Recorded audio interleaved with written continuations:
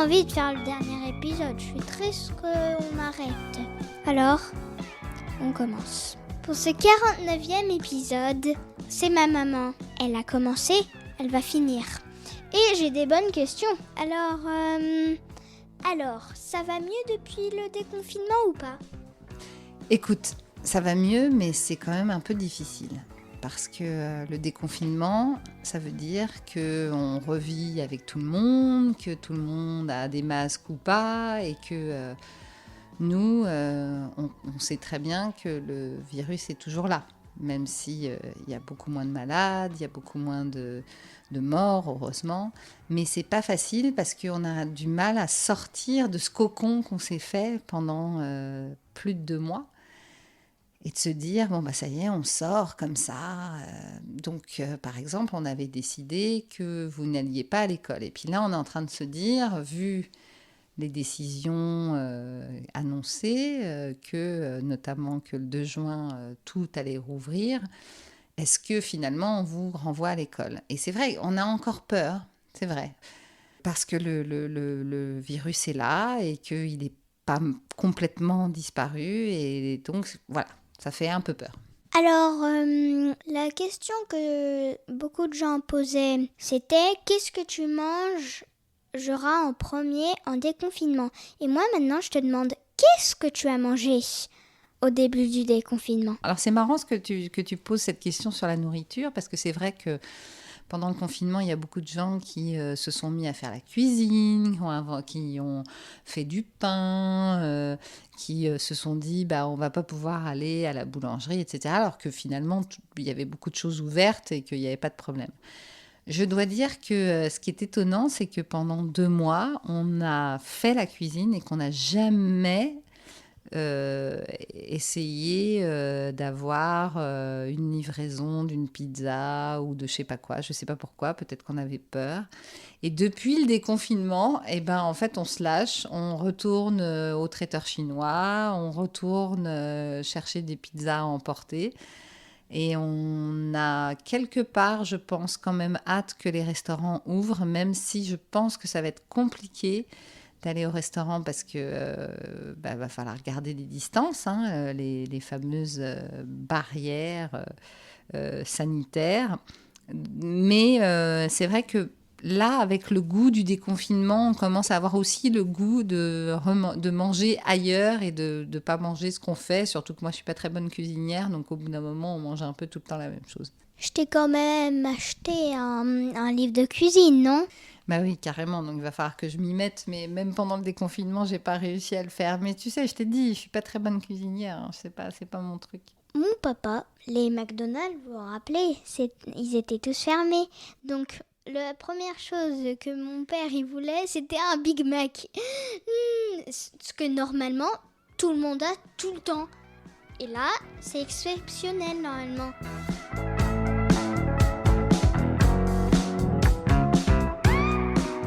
Alors, 3e question. Pour toi, le déconfinement, est-ce que c'est comme les jours normaux qu'on a passés avant ce confinement horrible ?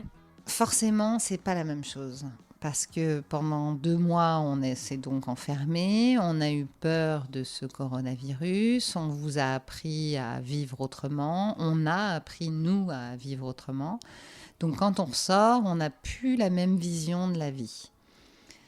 Même si on est obligé de se remettre dans la vie normale. Et ce qui a été un gros choc, en fait, c'est au début du confinement, on a été très surpris du calme qu'il y avait dans les rues. Rappelle-toi, le premier épisode, je parlais du chien, où je pouvais le lâcher, où je pouvais enlever sa laisse, etc. Évidemment, tout ça est terminé. On a de nouveau beaucoup de bruit de voitures dans la rue, beaucoup de pollution. On a de nouveau des gens un peu énervés. Et ça, je dois dire que ça fait un choc parce qu'on n'avait plus envie de ça. On n'a plus envie de ça. On n'a plus envie d'être sous la pression, on n'a plus envie d'avoir de la pollution, on a envie de vivre normalement, de prendre le temps comme on l'a fait pendant le confinement. Et ça, ce confinement, il a été très très important en fait. Quelque part, on en avait peut-être besoin de calmer la vie, de vivre, d'être enfin avec nos enfants qu'on voit jamais. Parce que quand ils pensent l'école, quand je te mets à 8h30 à l'école et que je te reprends à 18h, quand est-ce que je te vois ? Je te vois jamais. Tu sors de l'école, tu vas prendre ta douche, tu fais tes devoirs, tu manges et tu vas dormir. Là, on était toute la journée ensemble. Alors évidemment, j'avais besoin de travailler. Il fallait que je continue de travailler. Mais on a fait des choses ensemble. On est allé faire du vélo. Tu as appris à faire du vélo pendant le confinement. On est allé se faire des balades. On a appris à manger ensemble le midi, à regarder des films. Et pour moi, quelque part, ce confinement a été ultra salvateur. Et je ne pensais pas que ça serait aussi fort, mais ça a vraiment mis un moment de pause dans ma vie qui était à courir tout le temps. Et là, je peux enfin penser à autre chose que de travailler, que de faire de l'argent, que gna gna gna, et d'être avec mes enfants. Et avec toi. Tout ça est vrai, maman. En fait, les enfants et les parents, on va tout le temps quelque part, sauf pendant les week-ends et les vacances. C'est notre vie, l'école ou le travail. Et c'est important, mais des fois, il faut une pause. On dit que la vie va changer, que toute la pollution va arrêter. Et vous entendez les voitures. Déjà là, on est en train d'utiliser la pollution pour faire ce podcast. Et c'est important pour nous, mais en même temps, ça peut nous tuer. Aussi, il va falloir qu'on essaye de mettre plus de couleurs à la vie. Par exemple, je mets mes lunettes de soleil orange. Je vois tout en orange. Je me dis, c'est drôle. Je les enlève. Tout est gris ou bleu. Au bout d'un moment, faut peindre les maisons en rouge, en rose, en jaune, pour faire la vie plus belle, avoir plus de nature. Essayer de prendre plus de villes pour les transformer en ville-campagne. C'est plein de maisons et plein d'écoles, mais il y aura quand même de la nature et des maisons de toutes les couleurs. C'est très important. Je regarde dehors, je vois du bleu, du gris, du blanc, du noir. Des fois, je vois du jaune, du rouge. Je suis contente, même très contente.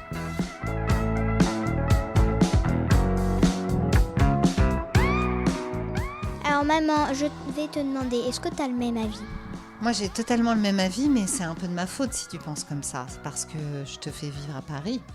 Et que Paris est une ville un peu historique, où on ne peut pas changer les choses. On ne va pas pouvoir faire des maisons jaunes, vertes, bleues. Alors moi, il y a deux choses que je te propose. Soit on va vivre ailleurs, à la campagne, ou dans une ville plus colorée. Je ne sais pas moi, comme Saint-Jean-de-Luz, où il y a des couleurs, où il y a plus de temps à prendre, où on peut aller à la plage. Ou bien surtout, ce que je te propose, c'est que ta génération, parce que c'est à ça qu'on pense, nous les adultes, c'est qu'on se dit, ce qui nous est arrivé là pendant 2 mois, c'est évidemment très difficile, on ne sait pas trop d'où ça vient, de comment, etc. Mais en tout cas, c'est comme un peu une punition de tout ce qu'on a fait de mal depuis des décennies et qu'on doit se reprendre en main, qu'on doit arrêter de faire n'importe quoi, qu'il y ait toutes ces voitures partout, qu'il y ait des usines, qu'il y ait des avions, qu'on jette n'importe comment, qu'on ne fasse pas attention. Et en fait, nous surtout, on se dit, il faut qu'il y ait des enfants comme toi qui prennent conscience de ce problème et qui, en fait, aille manifester peut-être, en tout cas, essaye de changer le monde et qu'il le rende plus coloré et plus vivable. Maman, ça me va très bien Paris. Je sais que les maisons, on ne peut pas les changer. Je demande juste aux gens d'arrêter de mettre du gris, du noir, du bleu foncé. Essayez de mettre des couleurs. Alors, moi, je vais te répondre que ces histoires de masques en ce moment qu'on se met sur le visage, que les Parisiens n'auraient jamais osé mettre, alors que les Asiatiques le font parce qu'ils savent justement qu'il y a de la pollution, qu'il y a des maladies. Peut-être que le fait de mettre ces masques et qu'on ressemble plus à rien avec ces masques, va faire qu'on va arrêter de tous s'habiller pareil, dans des couleurs tristes, et qu'on va avoir envie d'humour, de couleurs, de rigolade. Voilà. Est-ce que finalement, ma question à toi, parce que c'est toi la vie derrière, c'est toi la prochaine génération qui va faire ce monde, parce que nous, voilà, on a là 45, 46 ans, et qu'on est encore là un petit peu, mais est-ce qu'on peut encore changer les choses ? C'est vous qui allez changer les choses. Donc c'est à vous aussi de dire on veut changer les choses, et c'est à vous de prendre les choses en main. Bien sûr, tu as 8 ans, tu as encore le temps de le faire, mais plus des enfants de 8 ans, et plus des enfants de 12 ans, et plus des enfants de 20 ans vont dire nous, on ne veut plus ce monde géré par la finance, géré par des bureaucrates, géré par des gens qui ont des usines, etc. On ne veut plus de ça, on veut une vie plus simple, plus proche de la nature, plus proche des choses réelles. Peut-être que c'est à vous de changer les choses. Alors, je ne veux pas te mettre la pression, ma chérie. Déjà, tu as fait un podcast pendant 2 mois et demi. Oh, c'est incroyable. Tous les jours, tu as fait un épisode, Poupette. Tous les jours. C'est extraordinaire. Les adultes, vous pouvez avoir une chance d'arrêter les choses comme ça. Parce que moi, j'ai pas vraiment envie de faire ça. C'est un peu peur. Mais juste, si la vie commence à être comme on la met comme ça, et si le Covid va jamais s'arrêter et tout le monde met toujours des masques tout le temps et dans tout le monde, il va falloir qu'on se mette ensemble et arrêter ce Covid. C'est donc pour ça qu'il faut avoir de la chaleur, bien se laver les mains et surtout trouver un remède. Maman, on dit au revoir à ce podcast. À part les 2 hors-série de la semaine prochaine, où on aura le chien et papa et Kian, donc ton frère, qui nous parleront en anglais. Donc restez quand même à l'écoute de Home Sweet Home. Voilà, c'est la fin. Alors, je dis au revoir à ce podcast. Au revoir à tout le monde qui m'écoute. Et j'espère que je serai avec tous mes copains l'année prochaine. Au revoir!